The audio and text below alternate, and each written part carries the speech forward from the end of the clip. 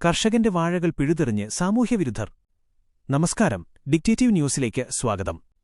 അങ്കമാലി മുല്ലശ്ശേരി തോടിനു സമീപം അക്വിഡക്റ്റ് കനാലിന്റെ അടിഭാഗത്ത് ഇരുവശങ്ങളിലുമായി വെറുതെ കിടന്ന സ്ഥലത്ത് കർഷകൻ നട്ട 20ഓളം വാഴകളാണ് സാമൂഹ്യവിരുദ്ധർ പിഴുതെറിഞ്ഞത്.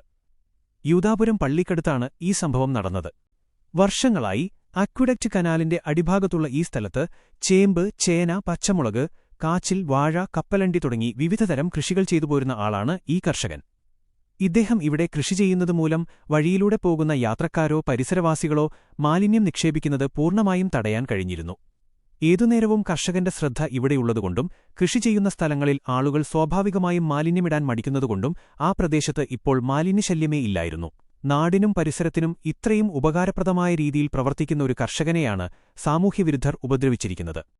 കഴിഞ്ഞ മാസങ്ങളിൽ നട്ട് നല്ല രീതിയിൽ വളർച്ചയെത്തിയ 20ഓളം വാഴകളാണ് രാത്രിയുടെ മറവിലെത്തിയ സാമൂഹ്യവിരുദ്ധർ കടപുഴക്കിയും ആയുധങ്ങൾ കൊണ്ട് വെട്ടിയും നശിപ്പിച്ചത്. അങ്കമാലി നഗരസഭ സ്ഥാപിച്ചിട്ടുള്ള CCTV ക്യാമറയിൽ അക്രമികളുടെ മുഖങ്ങളും ദൃശ്യങ്ങളും വ്യക്തമായി പതിഞ്ഞിട്ടുണ്ട്. സംഭവവുമായി ബന്ധപ്പെട്ട് കർഷകൻ അങ്കമാലി പോലീസിൽ പരാതി നൽകി നീതിക്കായി കാത്തിരിക്കുകയാണ്. സംഭവസ്ഥലത്ത് നിന്ന് ഡിക്റ്റേറ്റീവ് ന്യൂസ് റിപ്പോർട്ടർ.